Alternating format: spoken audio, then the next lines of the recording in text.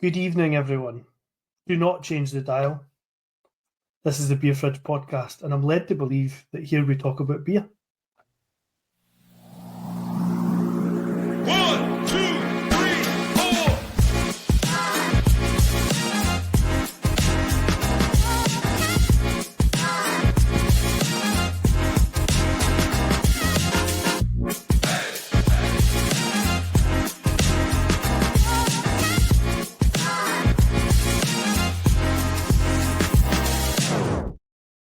Hello and welcome to another weekly episode of the Beer Fridge podcast, your home of real beer, real breweries, real opinions. As always, whenever you listen to this episode, make sure you hit that ding-a-ling-a-ling to be notified of every single episode. Subscribe as well. You can show your support by giving us a 5-star rating and show your official support by going to patreon.com/Beer Fridge podcast. My name is Gavin. I've got my usual drinking friends in the form of Callum, MD, and Scott. Good evening. Hello. Hello. Good evening. I noticed when I was doing that, my head was very like, give myself work. You were proper Churchill, the fucking head wagon Doug. Wasn't it? It was a bit, Oh, bit yes. severe. Oh, yes. Oh, yes. It was, in fact, I noticed it myself, but it was quite bad. We'll kick off as we normally do, go around the virtual table and see what we're drinking to kick things off. Let's go around the table. Whiplash. MD. Oh, in fact, MD. MD, cool. I'm on my Bruiser Box mystery subscription this week, and I've been pleasantly surprised with Black Lodge Brewery.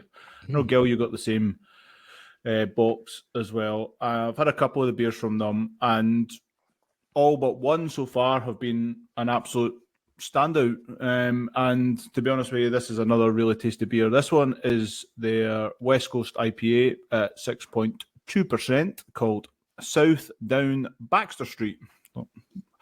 Our resident Baxter would appreciate this. Bing bong. Can feel unbelievable. It's excellent. Top tier. This is top tier. This is Pantheon Scott is level. very excited. Oh, Scott is yes. very excited. Oh, yes. Pantheon level can feel. Like, legit. Like, I actually might be able to sand in some of my walls with this bad boy. Mhm. Like, it is legit. Very good. Yeah. It's really, really good. Honestly, it's nearly as excited as Gavin is about Canfield. It's tremendous. It was, I've got to admit, the can art itself is really like kind of understated, kind of simple in its way, but I really like it. They're all different funky colours and all the rest of it, but everything that you need is on the can. So, Cal, you'll much appreciate this. So this 6.2% West Coast is the malt is Maris Otter, malted wheat, golden oats, Pilsner, and Crystal malt. And the hops in here are Columbus, Amarillo, and Simcoe. It's a really, really malty West Coast IPA. It's got a really nice like bitterness to it. It's got a wee bite to it, and the only thing I'm kind of struggling on with it is it's got, and I don't know if this is a positive or negative, but it has an American sweetie, sticky like vibe to it. You know, like the fake sweeties that you get. Like, Wow. that kind of vibe. But By the way, what's going on tonight? I just don't know. Just think this is us just starting. It's only going to get worse. So, Some of the names in that box are unbelievable as well. Some of the names of the beers. I loved you've it. It got was just- £100 Volvo. I loved that one. That's good, and it's a really good beer as well. That was the, I'm sure, $100 Volvo is the American Pale, which is lovely. And I've just opened, which I'll tell you about when you get to me, the Tick Follows Talk, which is shock horror, a stout, Yes. an Irish stout, no less. I'm surprised they've not had a cease and desist for that one. Like, Tick Follows Talk is quite good. And then the other one, it's obviously got a massive fall for grace because he's in jail. But the me and the devil, who's Just remind you who's in charge. I'm in charge. Brilliant. It's a really good box. It's a really good batch of beer. It's a brewery I've never heard of, to be honest. And I messaged them and said that exactly to them because they had liked one of the pictures, and I just thought, When are they coming on the podcast? a couple of weeks. I I think, messaged them back and said, "Who the fuck are you?" But, no, honestly, really impressed. All dare Good I pull say- for the bruiser randomizer. Excellent work. correct. Good stuff. Carl, what you got, mate? Well, I'm still in Germany. I'm drinking a Veltins Pilsner. So a bit further north than the traditional Bavarian fare that we've been having. And this brewery's sort of northwest Germany. Not I wouldn't say close to, but the biggest city that's really that's close is Dortmund. It's one of the younger German breweries. It's only been going since 1824. So by the standards of German breweries, it's a baby. But this one's lovely, and again, it's pure nostalgia for me because we went on a trip to Germany, one that Mark can't remember, back in 1998 with the swimming club, and I remember my dad bringing home cases and cases of Veltins Pilsner on the bus, and being terrified that we were going to get stopped at the ferry check, and they were going to find all these, fucking 52 cases of Veltins and Kronbacher in the boot of the lorry, the boot of the bus.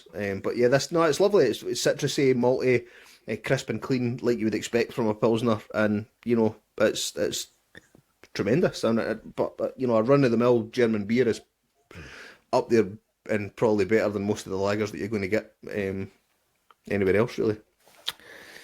Right, true that. I reckon potentially my subconscious has been talking to me before, and including that intro section where I was giving myself whiplash to the point where I am drinking said brewery from Ireland in the form of whiplash. I am drinking their Soon It Never Comes double IPA, Carapils, Cascade, Mosaic, and Idaho Chevron. Is in this lovely beer sitting at a very sessionable 8.5% waft. And it's given off massive kind of, as you'd expect, with kind of those hops, getting those lovely tropical fruity vibes from it as well. Citrus, a little bit of pininess on the back of the beer as well, which is nice. A wee bit sweetness, but this is dangerous.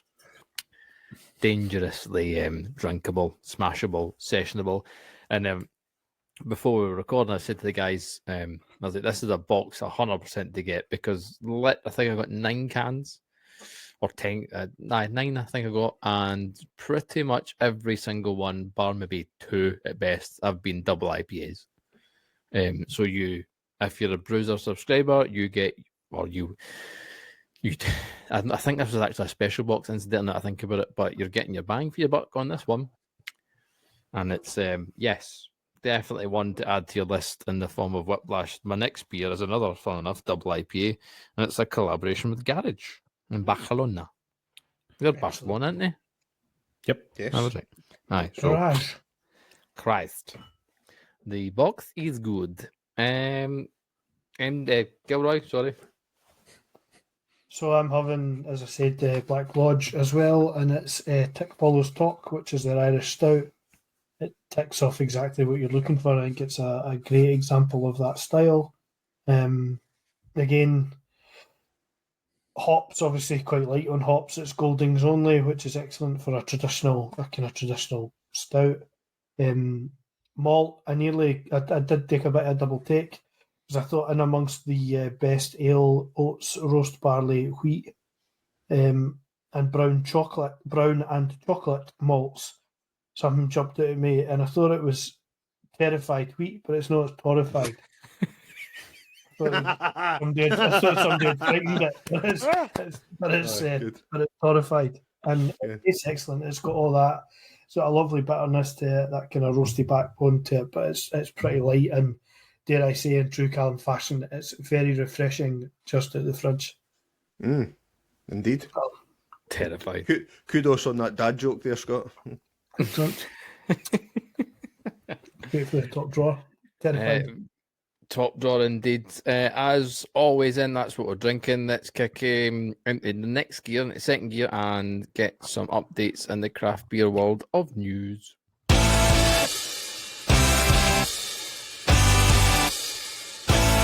News update.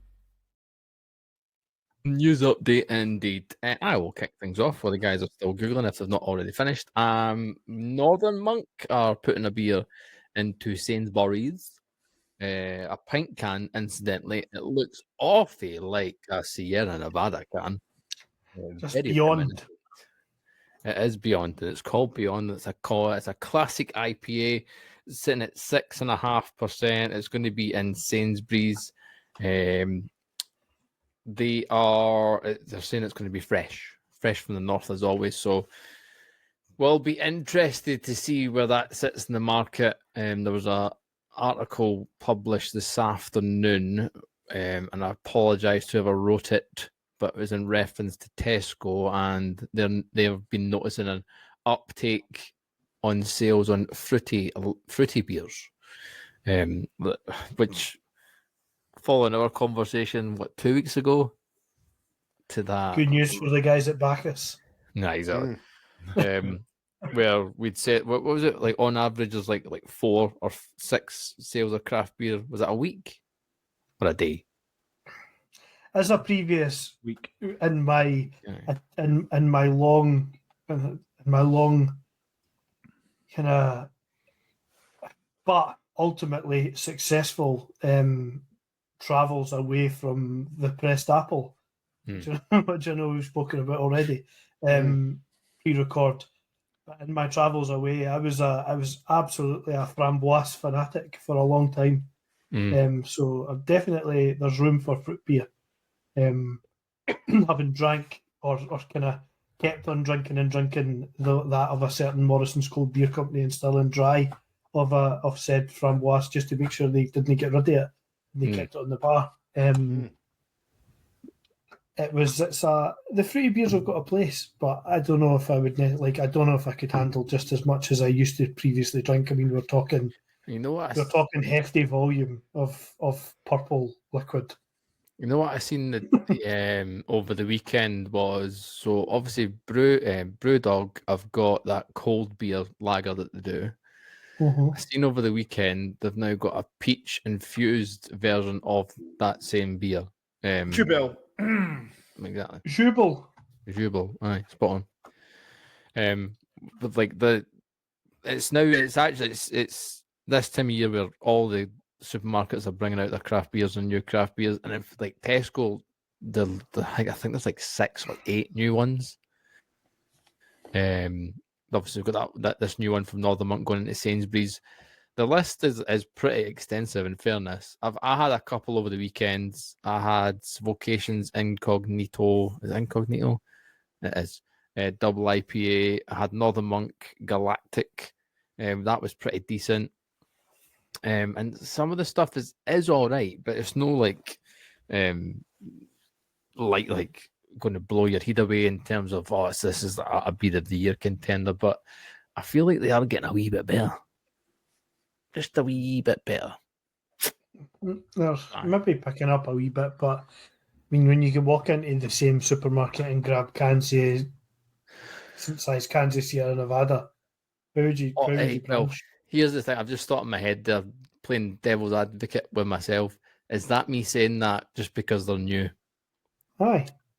I think it actually is. That's the craft beer magpie, isn't you? Because like I'm the same as you. Like if I'll pick up Sierra Nevada. If I'm in Asda and they've got the Stone IPA, picking that up every single time.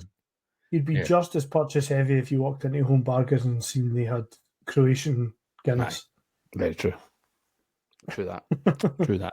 You know what I mean? Or it was fucking Wheat Sheaf Pale Ale for fucking Tacoma, Washington. Yeah. there's another one that was just on sale in big and large stores, you would be straight in about it. Just Big and- with the exact same level of enthusiasm as you have been about the beers there. No, I mean, you very can get. true. Why would you do that when you can get a pint can of Stone? Aye.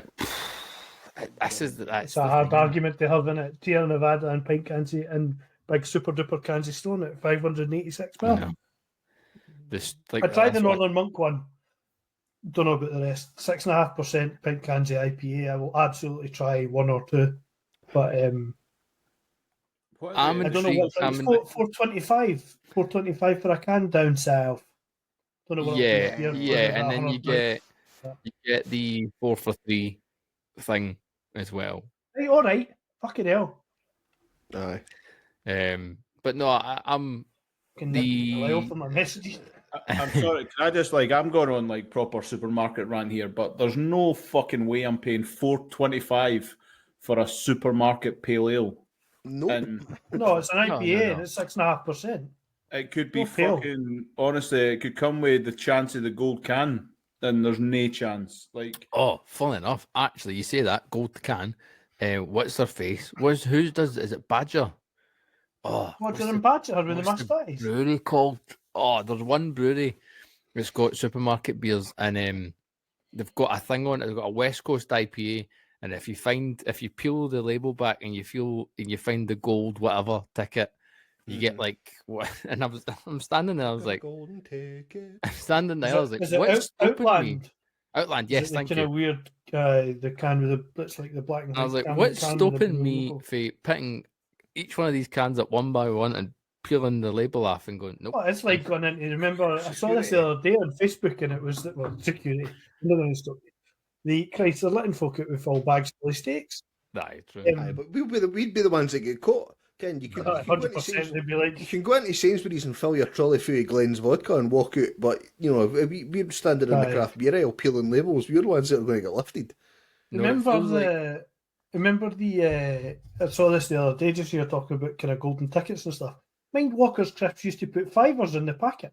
Aye, Aye. I mind that. Aye, and the wee salt sachet type packets, Aye. you should get a fiver. Aye, in it. aye. Aye. Fiver in it. Oh, Unbelievable. but you stuff. seen? Oh, we're going tangent. Can't even get crisps in the packet these days. We're I going know. tangent heavy tonight. But have you seen Doritos? The new, and if you find a square crisp, you win the camel what it is.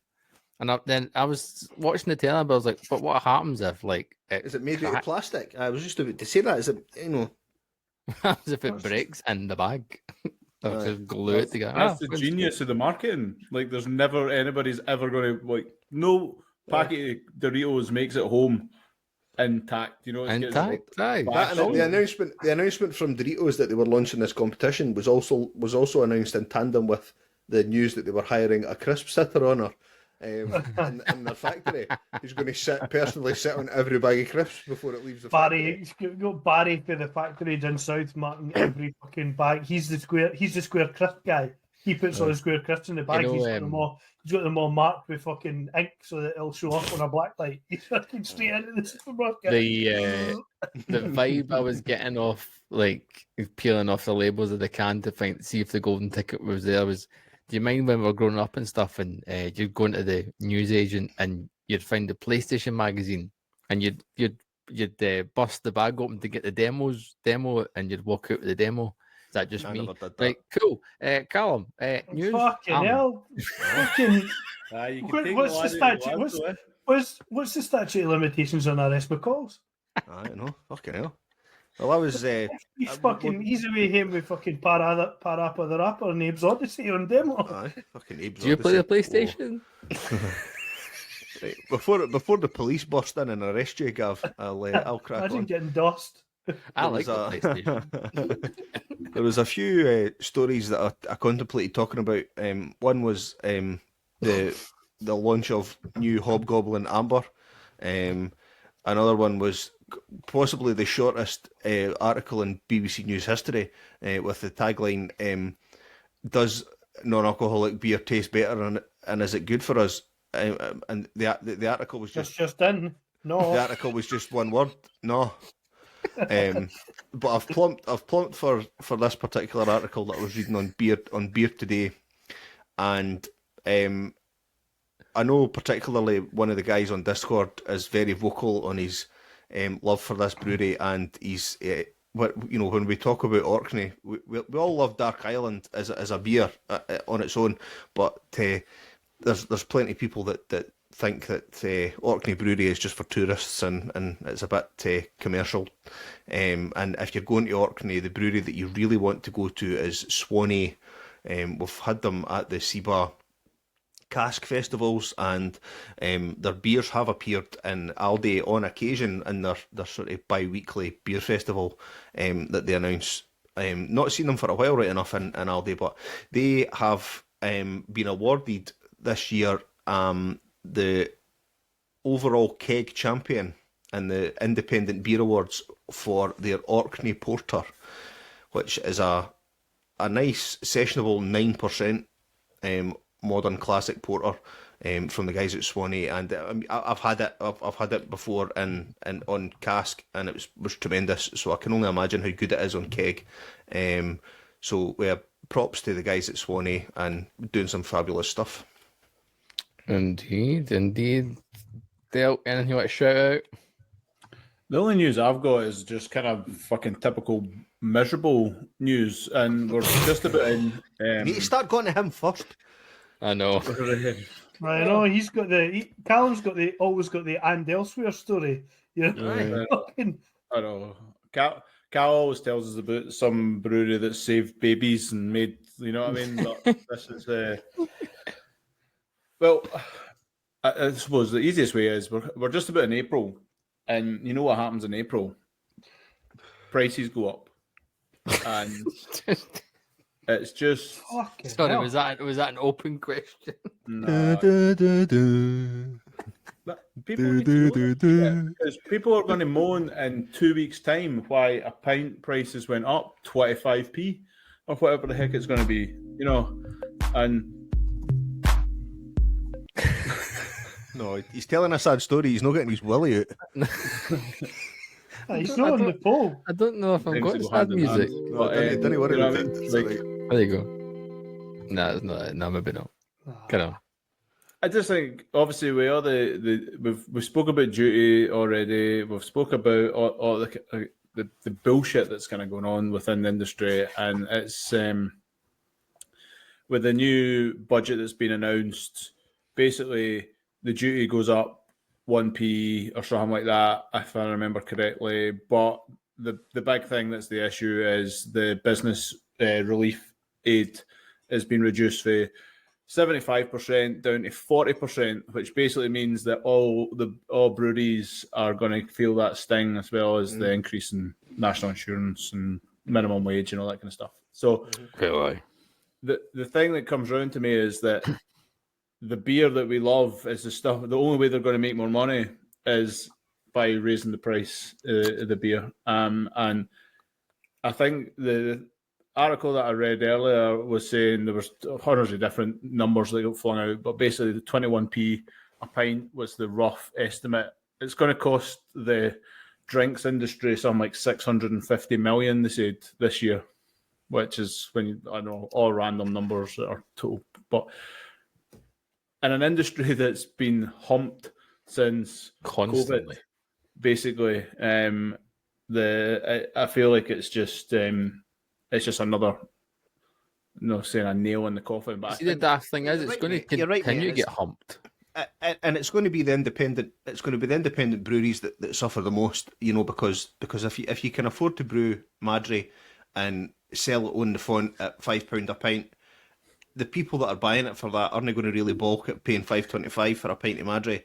But when you're trying to sell 2/3 of your 6% IPA, and suddenly it's going to cost you, you're not making any money on that anyway, and you're going to have to sell it for even more money. It's difficult. It's difficult. We're no far off a 10 quid a pint. We're no far away. Well, I seen an article I nearly read about, and it was people in Yorkshire that were saying that if the local pub was saying we're going to have to put our prices up, and it's going to tip over £5 a pint, right? And the people in this village were saying, or the town, I don't know if it's a town or a village, but they're saying we think people will stop going out.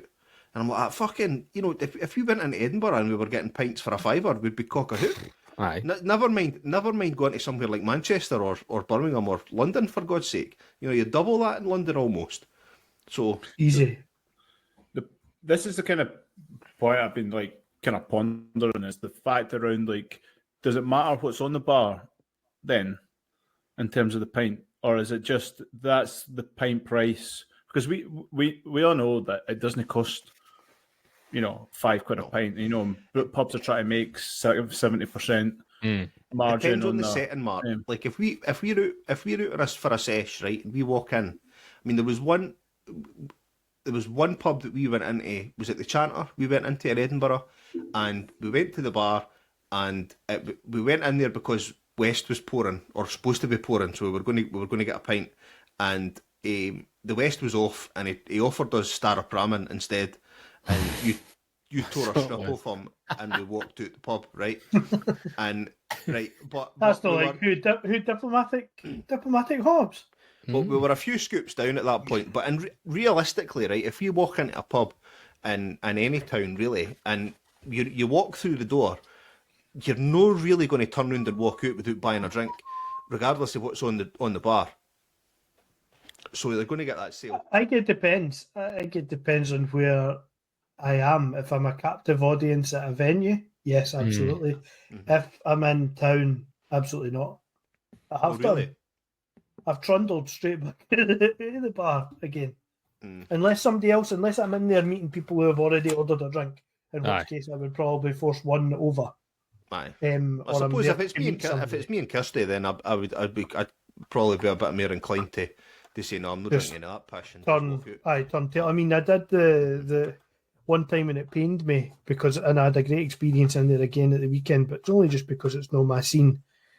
I've mentioned these before. Rugby is not my sport, and I didn't want to walk in and see 8 casks of the same beer with different names. I'm sorry. Right. I didn't want to see fucking up and under pale ale. Aye, up and under blue, back the blue, and fucking really hard try and all that shit. I didn't know, but I get having like a couple on. Kick me between the posts, pale ale. Aye, and I know you've got to shift. I know you've got to shift thingies, but didn't he go like we didn't need Six Nations Santa's Welly? We didn't. Yeah, that's not a requirement. No. Can I give you the and elsewhere?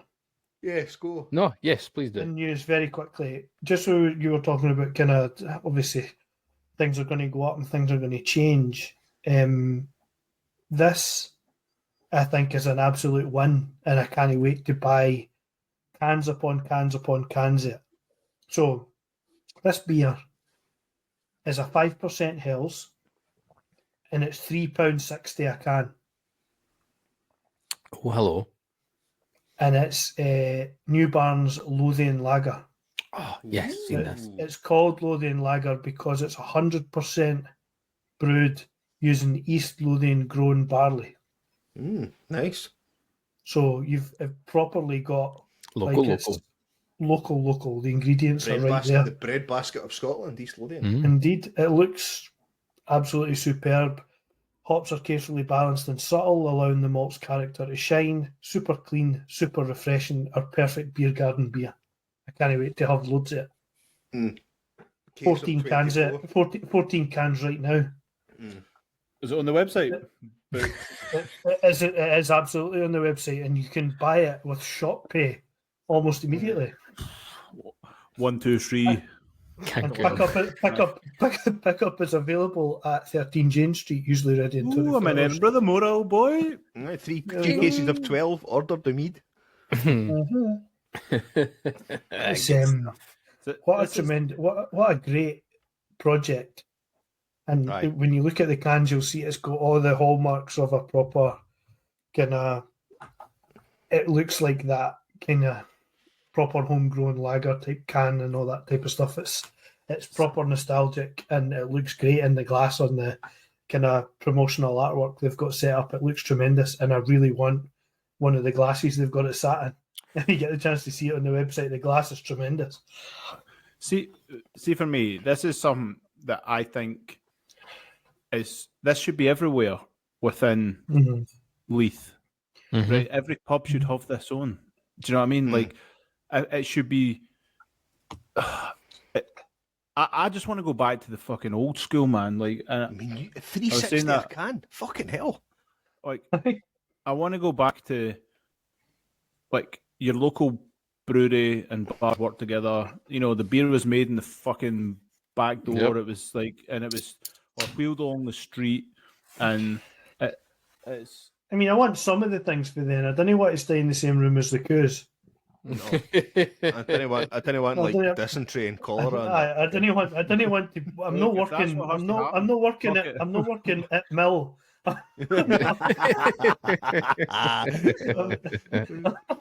I'm not living in a cardboard box in Midlet Road stuff. That's not happening. If we were lucky, but I understand what you mean. The craftsmanship and the nostalgia that brings. It's super affordable. It's a 5% beer, just as you were talking about duty and all the rest of the stuff, Mark.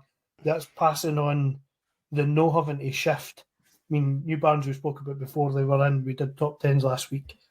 They exist in some people's top tens up to that level because they do really cool stuff. Stuff with like that. heritage grains that you didn't see for anybody else. I don't think they're not particularly flashy.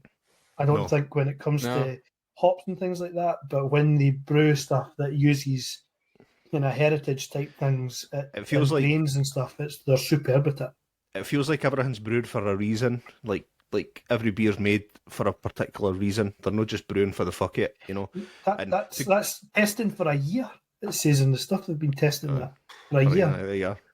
And to take what you said, Mark, and kind of go a wee bit further is like, you know, you didn't necessarily want to go back in time because, you know, we all have cars and phones and you know, National Health Service and stuff, but Decimalisation and things like that. what I would probably settle for is like breweries are only able to use ingredients sourced within 20 miles of their brewery, and they're not able to sell in pubs out with 20 miles of their brewery, and you know, but we can still travel easily.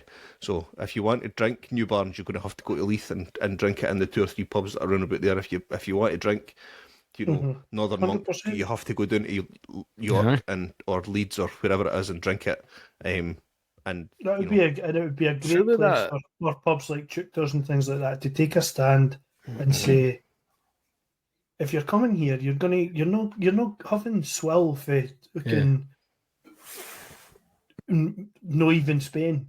You're Aye. like, you can have the stuff that's got the barley that we brew for whatever, and it's incredibly affordable.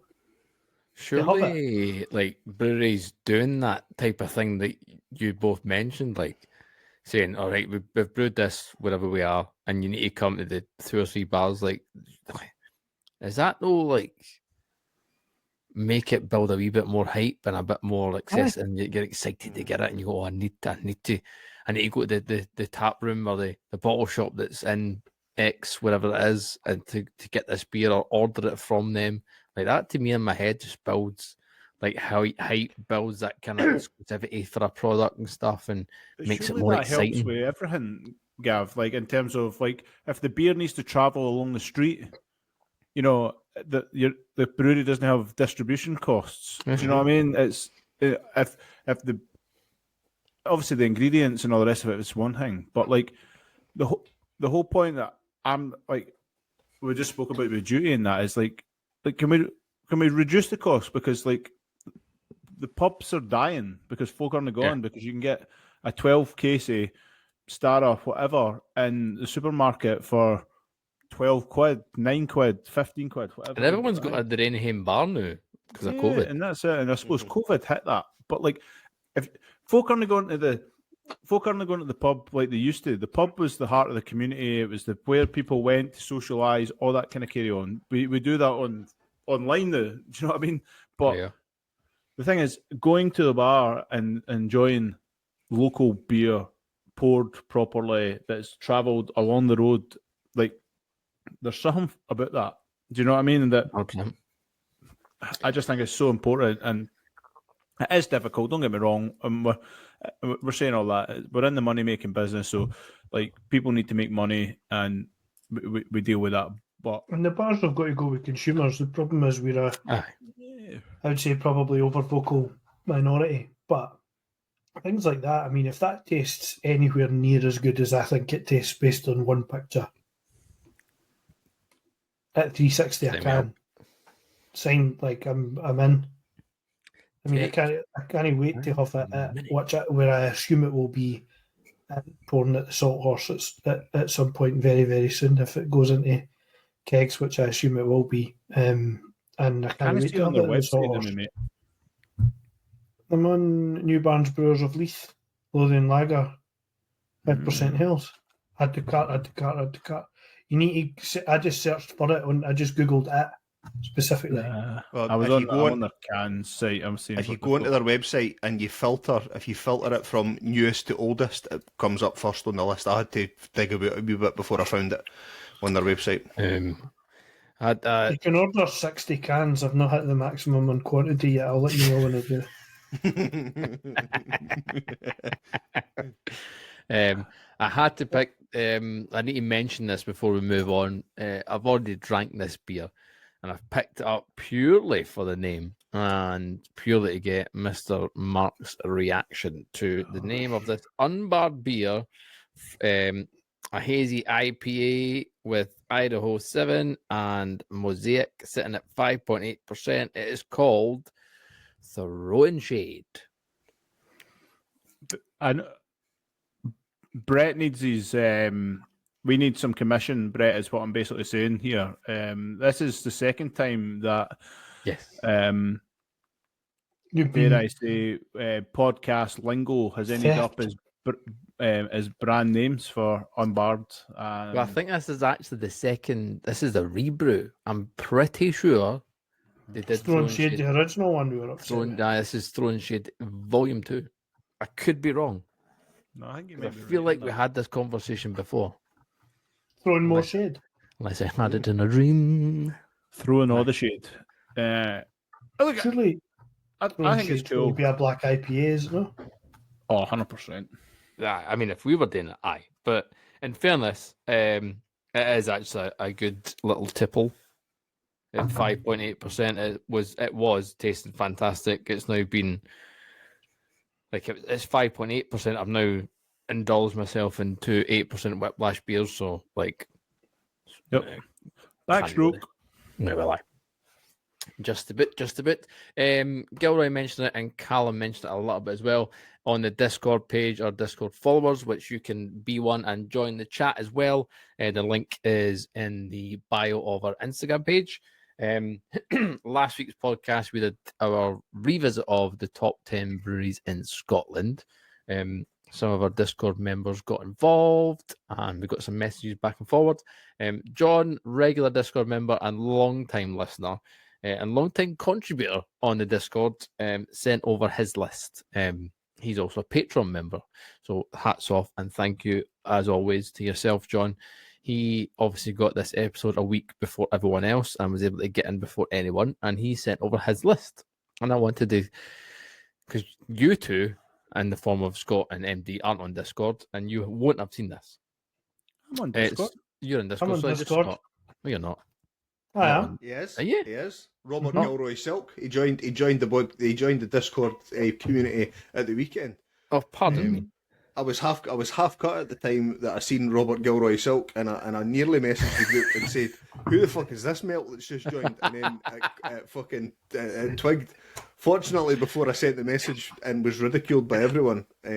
See, the funny thing is, I logged back into Discord to pull up John's list, and I've obviously missed a ton of messages, and I was like, oh, what the fuck? So, yeah, I missed that. So, John's list, his, do you want to go 10 to 1 or 1 to 10 as my camera decides to be funny? 10 10 down to 1, surely. We'll go 10 down to 1. Yes. Okay. He's 1098 is what is going on with my camera. Overtone, Cold Town, and is it Uli Heist? Oh, aye. The one in Aye. Inverness. Yeah. Inverness. That one. Inversneck. Hughes or something. Excuse my Can I camera, I just just say- completely ignored it. Apologies, They're, apologies to the Wow. the viewers on YouTube who have photosensitive epilepsy. Shiny disco balls. What are you doing? I don't know. Oh, he switched. Stop he messing switched about with the these- cables is probably a good I've not, idea. I've not touched it. I've literally not touched it. He switched these upskirt camera there. I do. I have. Let me do that. Let me. Upbeat camera. You need to go out yourself with a couple of fucking hedge trimmers there. I know. I know. Go and see the I'll, man with the wax sticks. I'll fix it. I'll fix it shortly. The rest. So then we go St Andrew's Brewing, which I thought was a surprised omission. 71 again, another surprise. I know we've had our ups and downs with 71, more downs than ups.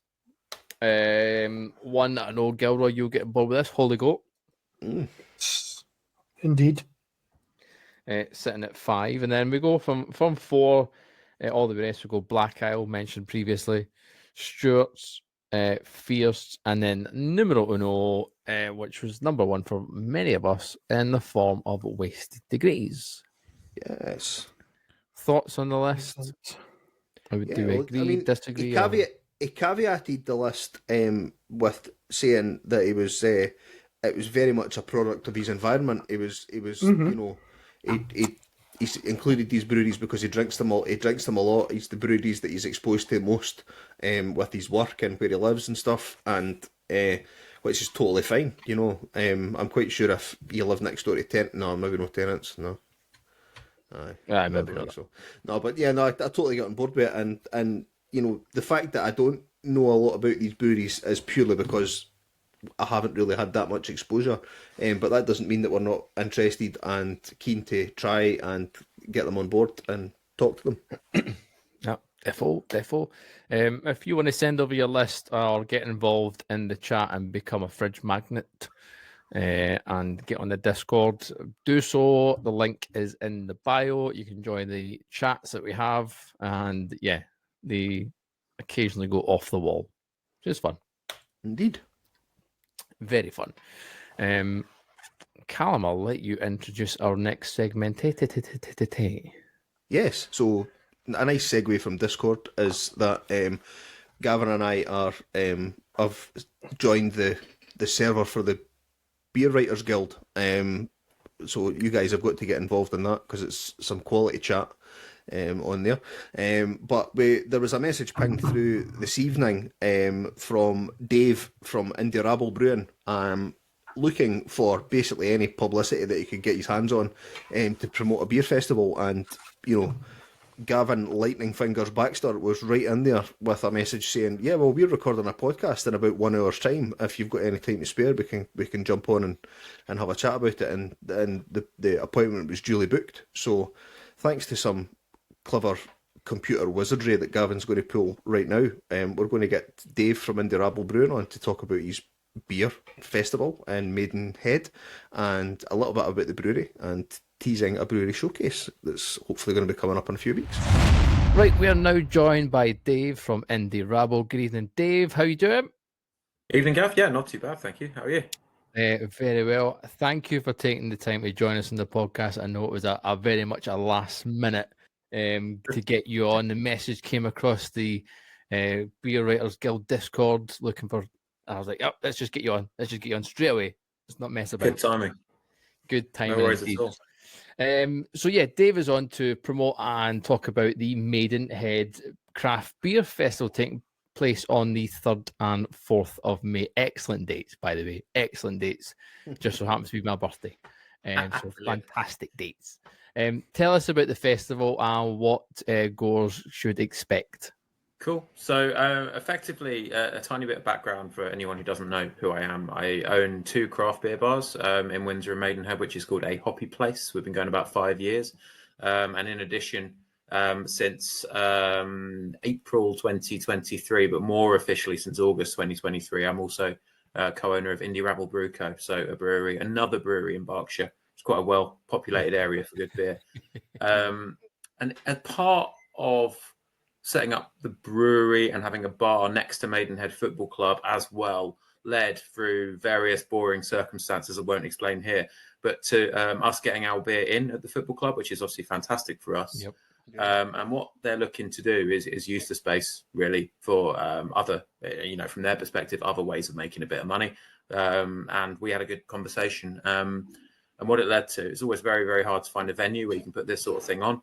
But, a venue that can take a few thousand people has effectively said, go do whatever you want to do, which is a good license to have. So working with their bar there, and myself and a few of my staff formed this idea, really, which is the Maidenhead Craft Beer Festival.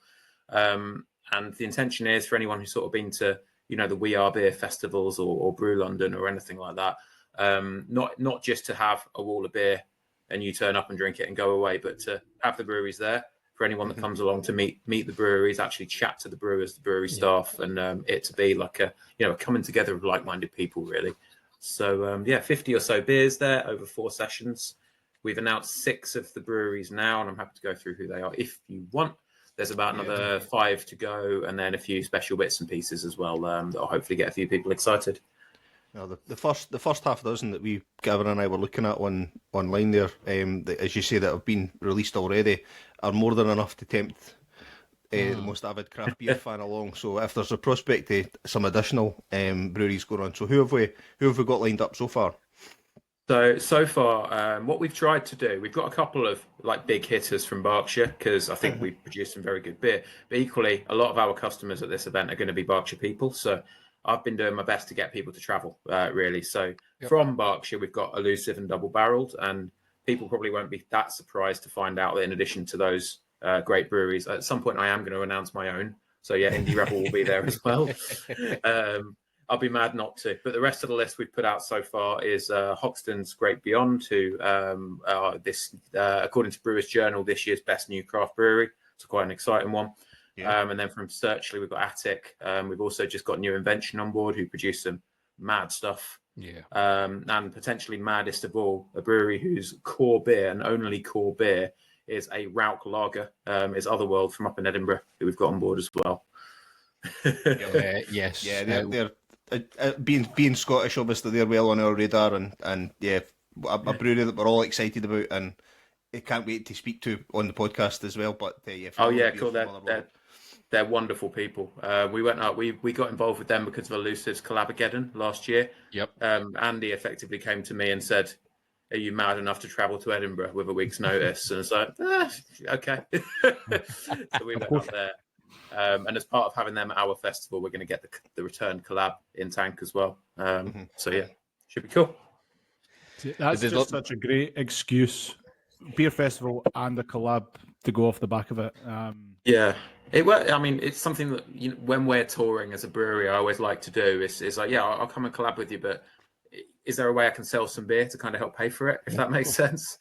We're offering them a tap takeover on the Thursday before the big beer festival as well. So at the bar at Hoppy Place. So if anyone wants to try more than 4 of their beers, say 11 or 12 of their beers, then a couple of days before the festival, we'll have a massive takeover with them as well.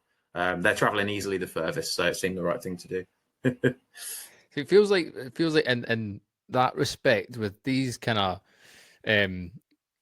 non-We Are Beer events or the bigger ones and stuff, the kind of smaller ones, so to speak, in scale, like doing those things and events around it just make perfect sense in terms of like doing tap takeovers and doing collaboration beers, etc. Doing those types of things. Obviously, one, as to your point, makes financial sense, and in terms of you've got the facilities there, the people are there, so you may as well do something. But also for like the punters, it's just so exciting just to get a buzz initially and get excited for the event before it even starts, and then kick things off with the main event on the 3rd and 4th of May. But the list is ridiculous. Like the first 2 names that popped out to me, and I know the other guys are exactly the same, is Otherworld and Elusive. We've been on a massive Elusive train lately, and their beers are ridiculous. I was actually with Andy this afternoon as well at an event in London for unrelated reasons. He's, as everyone says, and I'm sure it's come up a couple hundred times on pretty much every podcast, but he genuinely is one of the nicest men in the industry. He's got time for everyone. It doesn't hurt that his beers are fantastic. He also got, for his latest level up, overall, was it the keg version? Yeah, overall keg non-pale pale ale, if that makes any sense. So it's like I think it was IPA brackets, including red and black was his category, but he got overall gold up there. So he's impressing people up and down the country, and no wonder they're awesome people. Amazing stuff, amazing stuff. Gilroy, for yourself, what makes a good festival in your eyes, Scott? Kind of vibe, really. It's got to start. Obviously, it's got to start with the beer, but I think it's got to be the kind of vibe, like what you've got on outside as well, like a bit of music, on. And easy to get to the beer. That we've got covered off. The site's sort of really easy to access. It's like 4 or 5 minutes from Maidenhead train station, which is on the main line out of Paddington and through to Reading and then up everywhere else from there. It should be a good crowd. Obviously, I'm here to promote it and try and get some sales into it, make sure the sessions sell out. We've kept the brewery list down to 11 in total, plus or minus a few little extras, to sort of make sure that all the brewers have a good time and then it's worth it for them. But what we're hoping is to get to 400 people per session. So it's not going to be, I mean, the stadium could take a couple of thousand, although we're not using the pitch. We're using all kind of grounds around it. But it won't be horribly busy. It should be a nice atmosphere. It's dog friendly. It's kid friendly during the afternoon. And it should just be a good crowd, hopefully with some decent weather, bank holiday. And a good time for everyone there. Oh, that's a shame. I was hoping for a wee game of five-a-sides. You can have a go. See what the staff say there. Is this is it going to be buy your ticket and then you're getting all the beer while you're there, or is it an entry fee ticket price and then you're buying your beer over the counter? Yeah, we're going that way with it. So it's £10. That gets you a programme and a festival glass and covers some of the costs of putting on the event.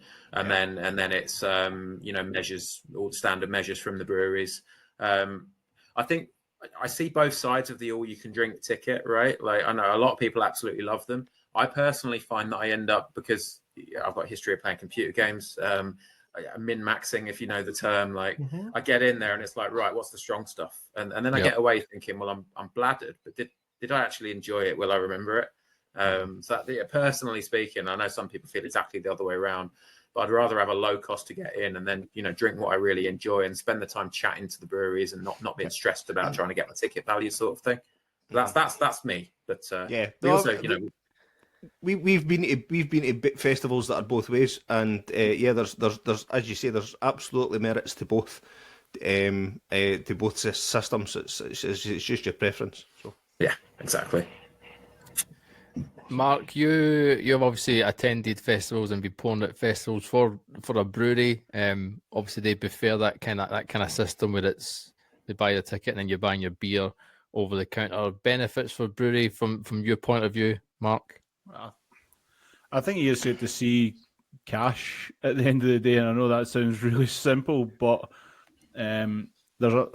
attending festivals, there's a lot of effort that goes in. If it's getting kegs down, it could be getting linders down, it could be getting bars down, it could be getting staff down, there's hotel costs, there's travel, all that kind of stuff to it. So realistically, breweries, I know I've hummed and hawed and I cut back loads of festivals because I didn't see the point in spending my weekend at it for no actual return, basically. And there's that chicken and egg, you need to have visibility and people need to see your brand. But, when times are tough, there needs to be a little bit of bread at the end of it for the brewery. And I think getting people buying stuff when you're there, at least you're seeing, money in the bank at that moment in time. And especially if you've got the breweries there, like Dave was saying, I think that's so important. Like we've been to festivals where we've had agency staff pouring cask beer and they've said, what hops are in the beer or where? Oh, I have no idea. And whereas when it's the actual brewery staff and the personnel there, it's don't get me wrong, festival work. I always see everybody's like, oh, it must be a lot. It's always a tough slog, and it'll depend if you're traveling or not. If you're on the scoop while you're working, it can turn into a bit of a laugh, but it can turn messy at the same time. But having that interaction with your customers and, you know, being able to upsell. Well, we've got this new beer. We've just tried something. We've flung this hop in it. We've created this new glass. We've done a beer specifically for this event. I think that lands so much more to people within that area. And people are like, oh, they've brewed a beer specifically for us. And, you know, you've got that, oh, it's £3 for a half or a third or whatever, right? I'll give us a chance. Well, it's London. There's no chance. It'll be £25 for a third. But I'm joking. But for me, I think just seeing a little bit of green coming out the back of a festival is so important. Yeah, I think you know it's said a lot, but you can't pay bills of exposure, right? Like I love chatting to as many people as I can, and there is a lot of value in that. But a lot of breweries, and certainly all the breweries on my list, we're small businesses. We can't throw thousands of pounds away to attend these things. So yeah, I knew when we set one up, I wanted to make sure that the breweries would be confident that they'd at least break even. You know, it's a big deal to us. Yeah, definitely. To Mark's kind of touching on what Mark was saying there a second ago, are we going to be looking forward to a festival specific beer at all? I haven't finalised the list with the brewers yet. I'm definitely going to try and make sure that Indie Rabble bring something new. So I can't actually exactly remember what the next beer is after our Easter release, so stand by. But something else we're definitely going to do. They won't necessarily be the first time you'll ever get these beers if you try very, very hard. But each session's going to have a headline sort of impy. So I've got a keg from Emperors, I've got a keg from Sinister. I've got some I've got a 2-year-old 10-litre keg of BA 3-bean stout from Lervig that I think I'm going to donate to the festival as well. There'll be some good stuff on limited pours. Maybe not the first time to get these beers, but rare and exciting beers to hopefully get a few tickets sold as well. Definitely. Goodness. We need to talk about food. We need to talk about food as well. Gilroy, I was hoping you were going to lean into that earlier. You know what it is? I've just had my dinner, and it's not right there as it normally is, Gavin. Is it usually is right on the floor? But yes, food is an absolute must at some point. What have we got on offer food wise?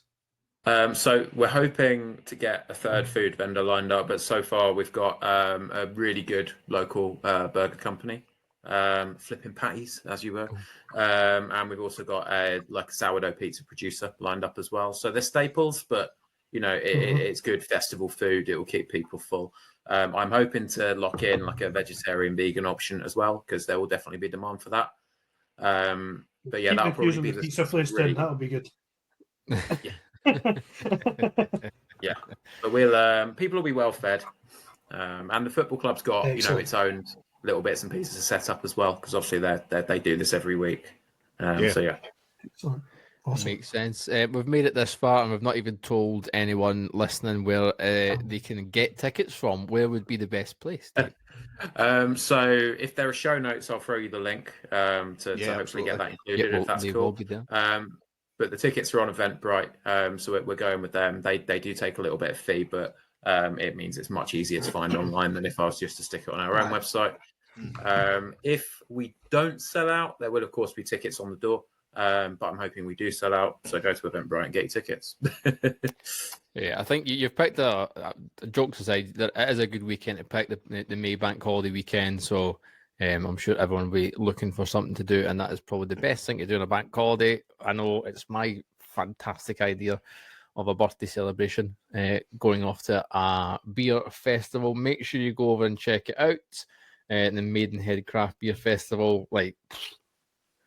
I just want Otherworld and Elusive. I'll just drink that all day. Some of that Emperor stuff, Sinister, that's worth going for. How many times have we been to a festival though where it's been, there's been one brewery or two breweries that have been like, oh yeah, that's the reason why I'm buying the ticket, but when you get there, it's like, the beer of the day or the beers of the day are often, from breweries that you've never heard of or that you didn't necessarily know were even going to be on the bill or whatever. So yeah, it's always a great opportunity to go and try some new stuff. And it's, as you say, it's a great location. It's not too far out from London or Reading or even within relatively easy reach of the south. England as well. So yeah. Plenty. Indeed. Looking forward to it. Good stuff. Maidenhead Craft Beer Festival on the 3rd and 4th of May at the Maidenhead United Football Club. Tickets are £10 plus booking fee, and there's 2 sessions on each day, an afternoon and an evening session. Get your tickets. It looks like it's going to be a ball. It's going to be good fun. Make sure as well you go and check out the Indie Rabble social media pages, where you can follow and get updates, and you can also follow the Maidenhead Craft Beer Festival also on Instagram, where you'll get even more updates as well. But as Dave mentioned, I'll put a link below where you can grab your tickets and go and enjoy some of those fantastic beers. Excited to see what other breweries as well are going to be announced. We'll make sure and we'll keep our followers posted on that as well. For the meantime, Dave, I appreciate you taking the time. I know it was a last minute thing, so I appreciate you jumping on and highlighting the beer festival and what we can expect. So I appreciate it, mate. Appreciate Dave joining us on the podcast. Looking forward to the Maidenhead Craft Beer Festival. It looks like a good outfit. The list of breweries looks for a festival of that size. Out with the kind of We Are beer events and London craft beer and all that jazz and Brew London, whatever. That list of 6 breweries is well worth the ticket. As we mentioned, £10 plus booking fee. But yeah, get your sort of that. As you said, Callum, when we were speaking to him, like my head straight away goes elusive and otherworld, but the new invention intrigues me, and I've had a little bit of Great Beyond stuff, but no enough. And as Dave said, Great Beyond I've just won an award for, was it Best Newcomer? Anyway, can't remember. So looking forward to deep diving into those beers and those breweries, and of course Indie Rabble beers as well. So good stuff. Right, glasses have been recharged. I am once again on Whiplash, no surprise, and as I mentioned previously, it's a collaboration with Garage in Barcelona. Raising Tables double IPA. This is 8.2%, and you'll be disappointed, Callum. 0 fucking hops, 0 information. All I can tell you is it's tasting fantastic. I don't know why that was more Italian than Spanish. But yeah, very much worth getting your hands on. So I'm in the wrong country there. So I'll try that again. But no, good stuff. Get your hands on it. Whiplash or smashing it. And they have like Garage. The box has got actually a couple of collaboration beers. And one, there was Garage, and I'm sure there was another international one, and then State of Kind as well. So to have those caliber breweries collaborating, it's exciting. Good stuff. So go and grab yourself some Whiplash. I just go back to Stu. Cool Whip, Stu Griffin every single time. What you got, Cal? Well, I'm on the last of the German delights that I got at the farm shop down the road, and it is Hackershaw Muncher Gold. So this is their slightly stronger lager. As it says, it's kind of golden in colour. 5.5% for this one, and it's fucking so good, man. It's so good. It's just perfectly balanced, malty, a little bit sweet, but still crisp and clean. But it's got that body, that stronger kind of vibe. This is definitely lose the bones for your legs material. This one, you can just imagine sitting at a trestle bench and drinking pint after pint after pint of this shit, and not being able to go back to your hostel. We've not had that in a while, though. I lose your bones from your legs sort of beer. Oh, God almighty, that's going to be the next Untapped fucking beer. That's true. Aye. This is me discovering I need a new web camera. The Mona. Yeah. Christ. Is it the camera or is it cable? No, it's a camera. It's an old camera. I need a new one. Quite like reaching back to 1998. The graininess, it's Yeah. good, isn't it? I like You're it. It's looking like, forward, well, it's like an looking Instagram forward to when you filter. get a replacement, Gavin, you'll be in colour as opposed to black and white, like we were seeing you. It's a wee bit. Yeah, it's quite good. It's like it looks like there's folk going and take pictures with Instagram purely for that filter. So you're good. Aye, they probably don't pay for the big fucking microphone in their way while they're doing it. Anyone else recharged? Want to mention the No, beer? yeah, I'm just about to in just a mere moment. I basically just finished Radical Road. I think we've mentioned that umpteen times for Stuart. Cracking beer. 6.4%. Aye. And it's just easy drinking. It's probably one of their best beers to make, to be Scary fair. how sessionable it is, though, to be into it. To be honest with you, I had a quick scan on Untapped, and I've reviewed it before, but I only reviewed it as a 2.5 the 5, which I feel is Wrong. harsh. Aye. So I've definitely re-scored it this time around, but I find it just it's deemed as a West Coast. I don't think it's overly like it's got West Coast vibes. It's dipping its toe into the West Coast field for me, but it's piney. You know, it's definitely malty forward, but there's a lovely hoppy flavour that comes off it as well. Just kind of a wee bit of herby vibes. It's just such a good beer. Such a good beer.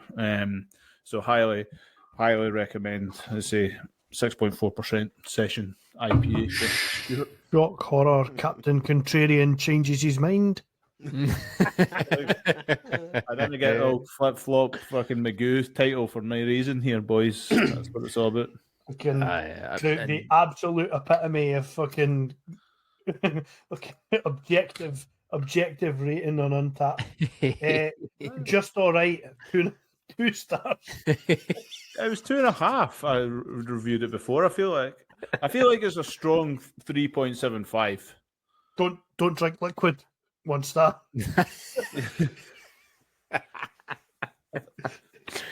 It's daft though. I remember I had it like a month Prefer ago. a saline drip. 1/2 a star.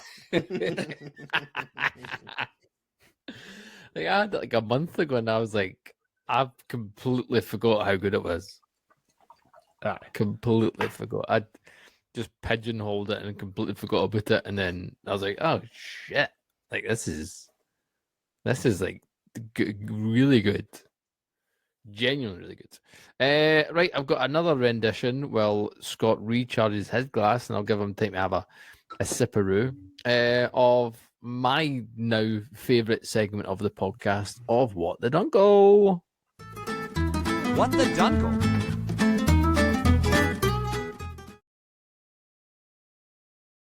Imagine a wee Spanish guy playing the wee. This is a very quick one. This is like 7-8 seconds long. Found this video which made me chuckle a lot. I'm Irish and I fucking forgot it was St. Patrick's Day. I'm Jamaican and I fucking forgot we had a bobsled team.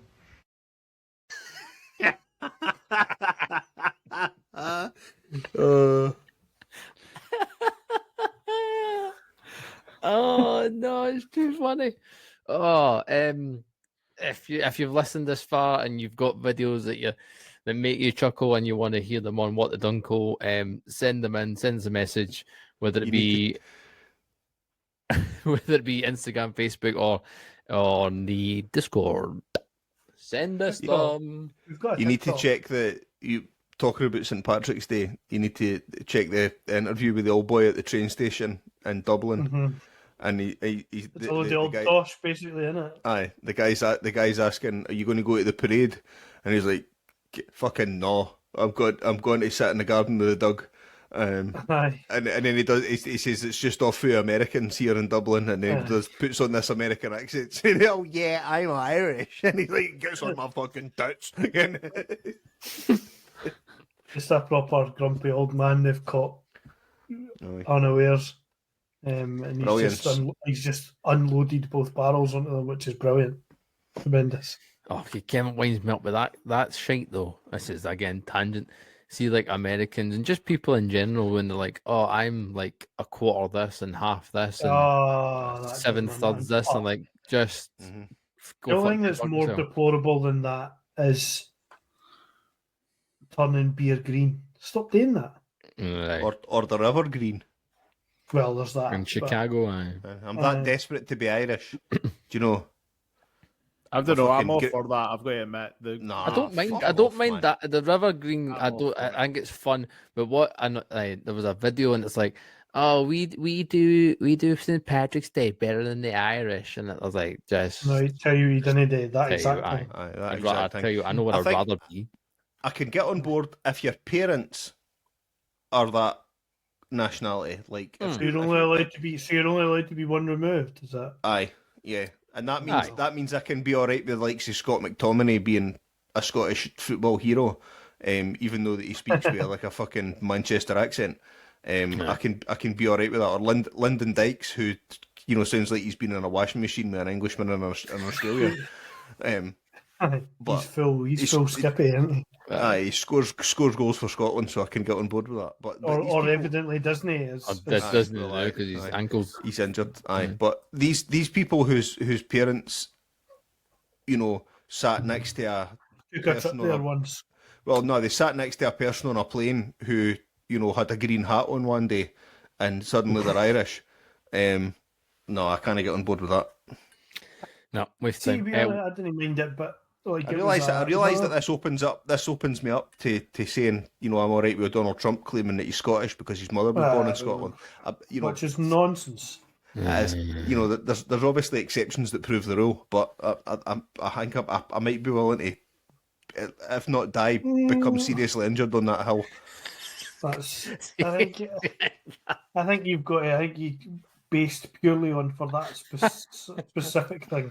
You've maybe got to give diaspora a wee smidgen more credit than that. However, I take your point. I understand that the tenuous links are Aye. not just tenuous but tedious.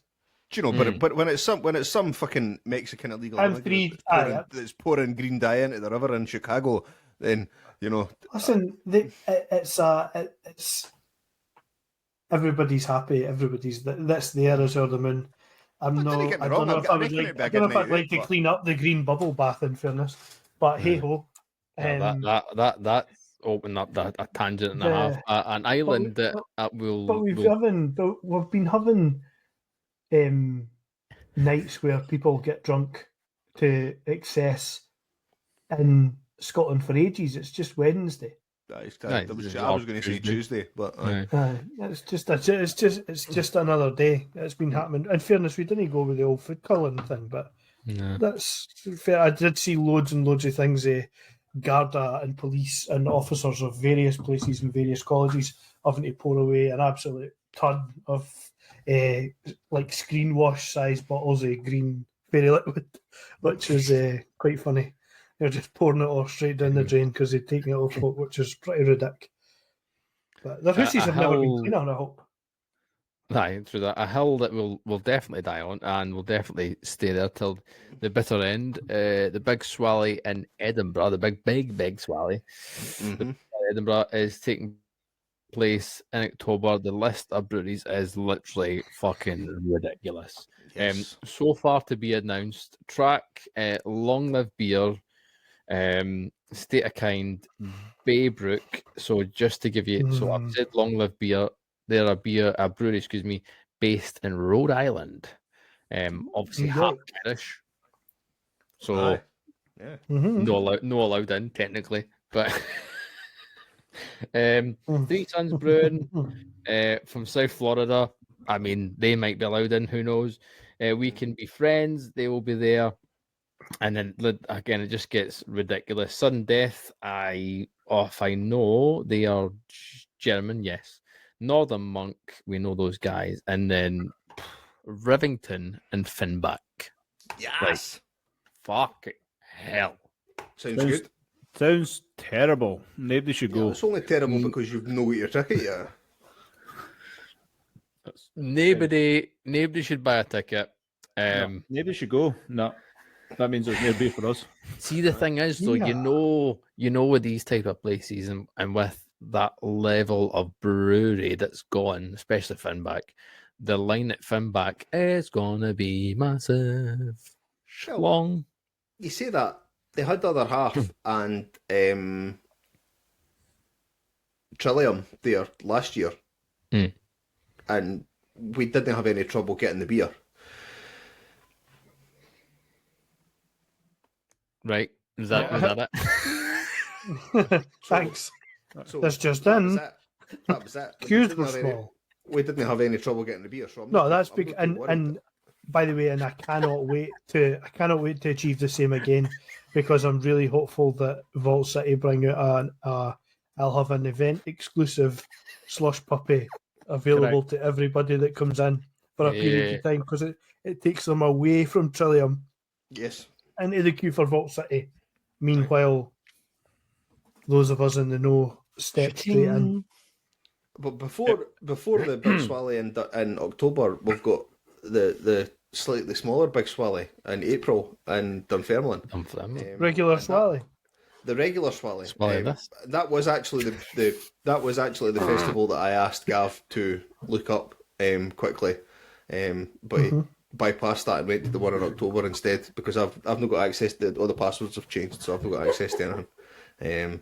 But yes, we're myself and Scott and Mark, along with podcast friend James and my brother-in-law Stephen, are going to the Big Swally in Dunfermline in April, and really looking forward to that one. It's always a good afternoon, or evening, sorry.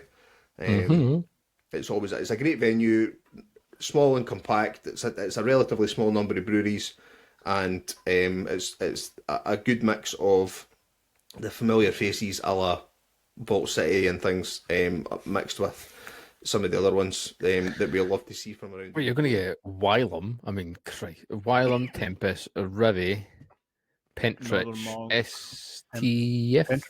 STF. Like, I mean, Overtone. Pentrich and Wylam were the ones that caught my eye when I seen the list. Now that you've read it out, I remember. But looking forward to it massively.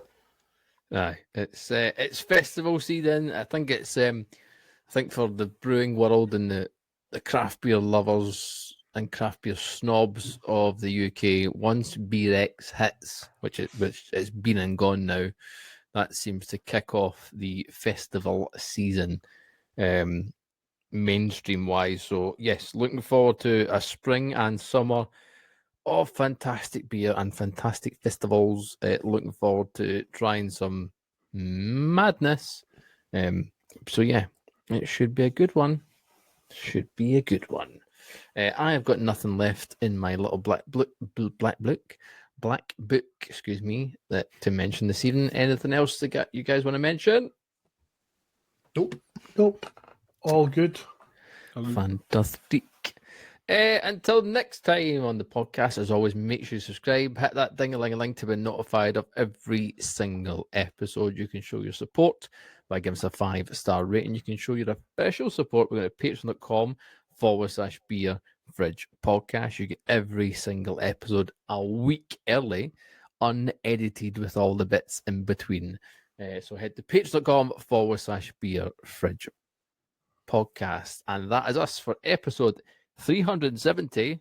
Until next time, cheerio.